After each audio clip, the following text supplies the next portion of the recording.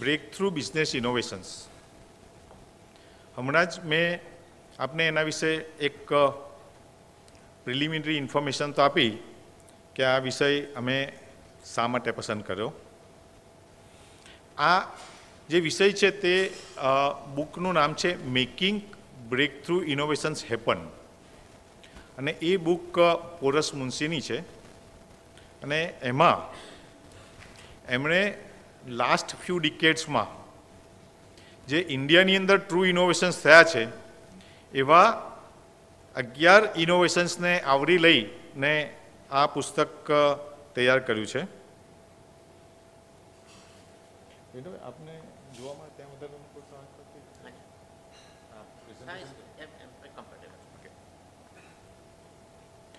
આ જે 11 કંપનીઓ અને એમણે જે ઇનોવેશન્સ કર્યા એમાં એમણે જુદું શું કર્યું, એમાં જે વસ્તુ ઇમ્પોસિબલ લાગતી હતી એને શક્ય કેવી રીતે બનાવી, એનું આખું વિવરણ છે. આપણે શ્રી શિવ ખેરાની બુક બધાએ વાંચી હશે અને એમાં એનું સ્લોગન એ જ છે કે winners do not do different things but they do it differently. તો આ જે 11 કેસીસ છે એ 11 કેસીસમાં તેમણે પણ કંઈક આવું જ કર્યું છે. એમણે શું કર્યું તો ઇનોવેટિવ લીગસી માઇન્ડસેટ્સ. આપણે જ્યારે જન્મ્યા ત્યારથી આપણા મગજમાં કંઈક ને કંઈક માહિતી મળતી હોય છે અને એના કારણે આપણા અભિપ્રાયો બંધાતા હોય છે. અને એ અભિપ્રાયના આધારે આપણે એવું માનતા હોઈએ છીએ કે આ વસ્તુ શક્ય છે, આ વસ્તુ શક્ય નથી. આ જે ઇનોવેટર્સ છે એણે આ જે અશક્ય વસ્તુઓ છે એને ચેલેન્જ કરી કે કેમ અશક્ય છે, આપણે એને શક્ય બનાવીએ. અને એ રીતે એ લોકોએ જે ઇનોવેશન્સ કરી તેમાં એ લોકોને એક્સ્ટ્રાઓર્ડિનરી સફળતા મળી. એનો એક દ્રષ્ટાંત છે દિવ્ય ભાસ્કર. સુરતનું એક અગ્રગણ્ય છાપું છે અને જે દિવસે સુરતમાં આવ્યું ત્યારથી એ નંબર 2 સ્પોટ પર છે. તો આપણે સામાન્ય રીતે એવું વિચારતા હોઈએ કે કોઈ પણ ન્યૂઝપેપર શરૂ થાય અને તેને ટોપ સ્પોટ પર આવવામાં તો વર્ષો વીતી જાય, પણ એમણે એવું વિચાર્યું કે નહીં, આપણે પહેલે દિવસથી જ નંબર 1 ઓર નંબર 2 બનવું છે. તો લોકોએ કેવી રીતે કરી બતાવ્યું. આ કેસ સ્ટડી પણ આપણે આગળ લીધો છે. ત્યાર પછી છે ઇનોવેટિંગ ટુ ટેક ઓન જાયન્ટ્સ.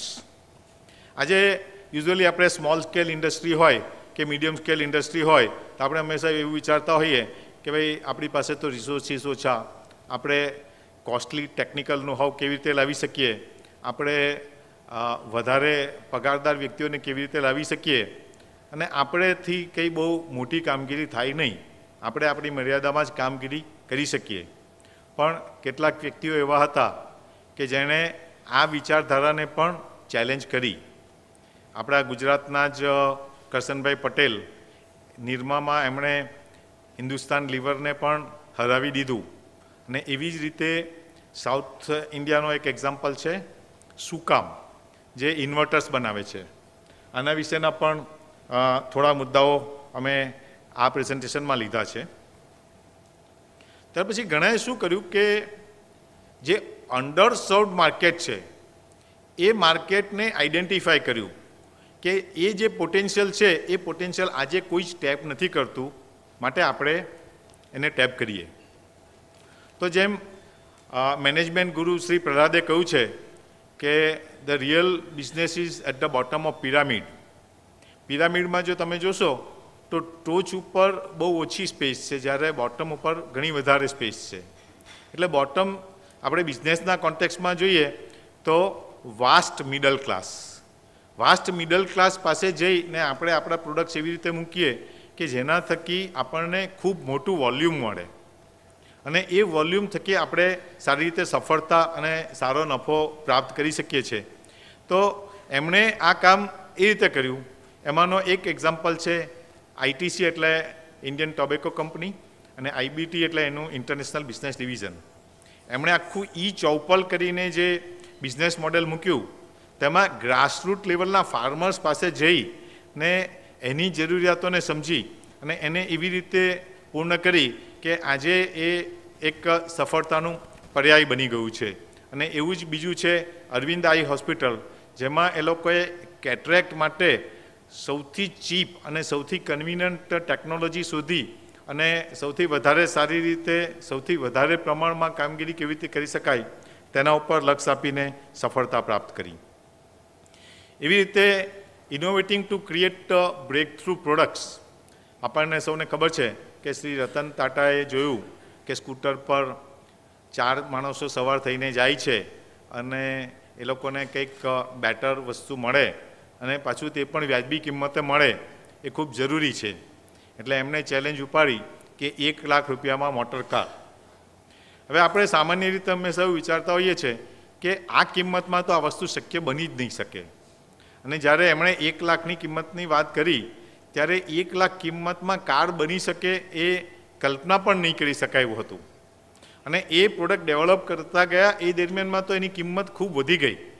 એ જે 3 થી 4 વર્ષ દરમિયાન ટાટા મોટર્સે જે પ્રોડક્ટને રિઝનેબલ બનાવવા માટે જે ઇનોવેશન્સ કર્યા એને કારણે એમણે 2 વર્ષ પહેલાં ટાટા નેનો આપણને સમક્ષ પ્રસ્તુત કરી છે. અને એ જ રીતે ટાટા ગ્રુપની બીજી કંપની ટાઇટને એ જ નામની સ્લિમ, લાઇટવેટ અને વોટરપ્રૂફ રિસ્ટવોચ આપણને આપી છે. તેવી જ રીતે ટ્રાન્સફોર્મિંગ સિક ઇન્સ્ટિટ્યુશન્સ, એમાં આપણો પોતાનો જ દ્રષ્ટાંત સુરત મ્યુનિસિપલ કોર્પોરેશનની શ્રી રાવ સાહેબે કઈ રીતે કાયાપલટ કરી એ પણ આ બુકમાં આવરી લેવાયેલો છે. અને એ દ્રષ્ટાંતથી આપણે ખૂબ પરિચિત છીએ. કેવા સંજોગોમાં એમણે સુરતમાં જવાબદારી લીધેલી. અને સામાન્ય રીતે એવું કહેવામાં આવતું હોય છે કે બ્યુરોક્રેટ્સને તો કામ કરવામાં બહુ જ મુશ્કેલી પડે, એમની પાસે પ્રોપર પાવર્સ હોતા નથી, પોલિટિશિયન્સ ઇન્ટરફિયર કરતા હોય છે.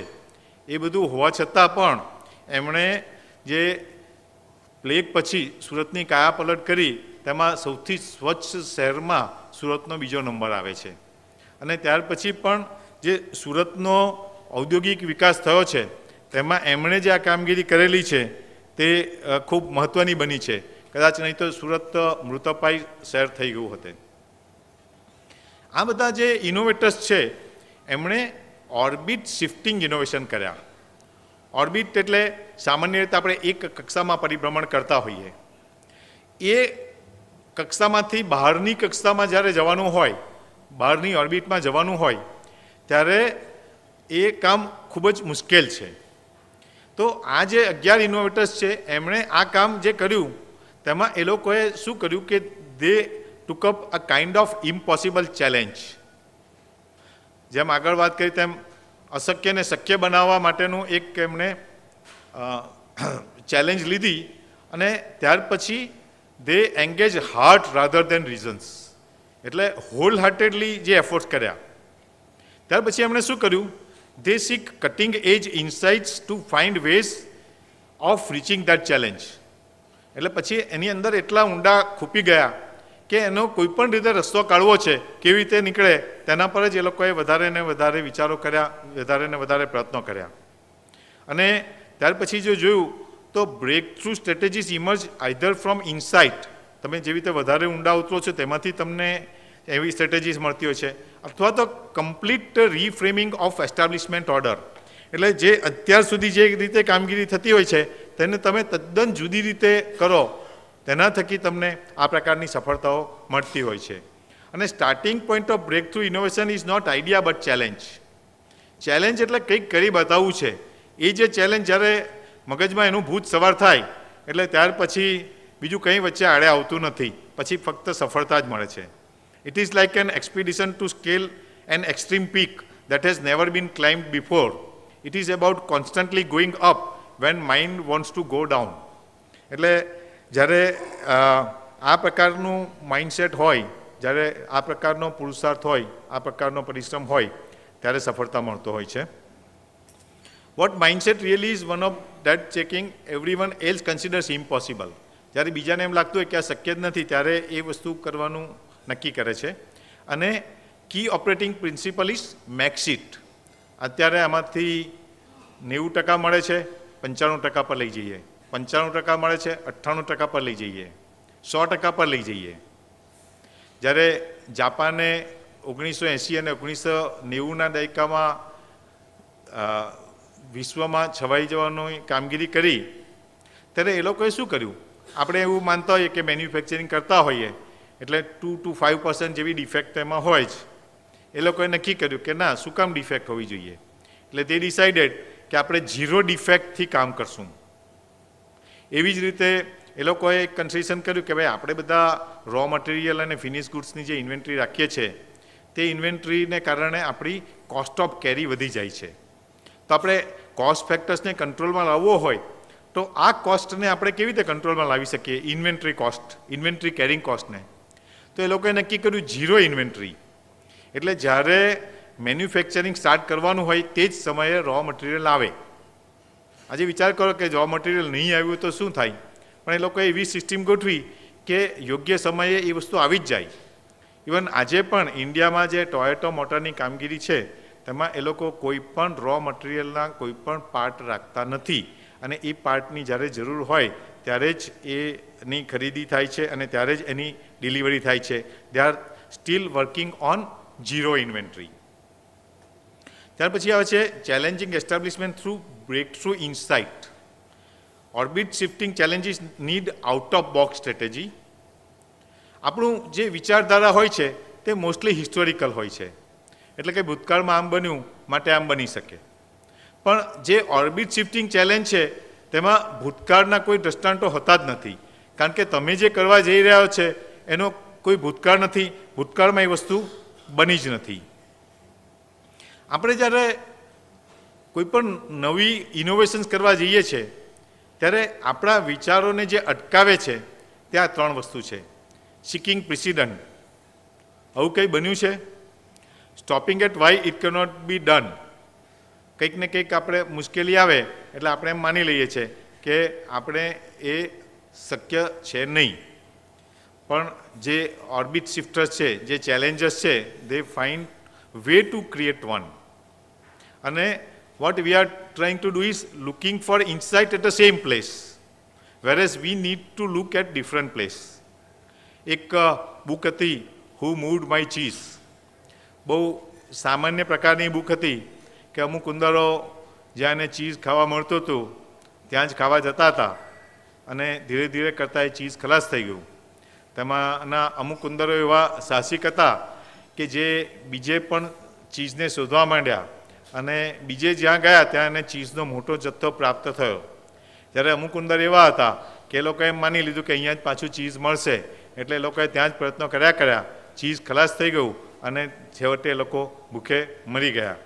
એટલે moral of the story is કે તમે ભૂતકાળમાં આ જગ્યાએથી કમાયા, આ રીતે કમાયા, માટે ભવિષ્યમાં પણ આ જ રીતે કમાઈ શકશો.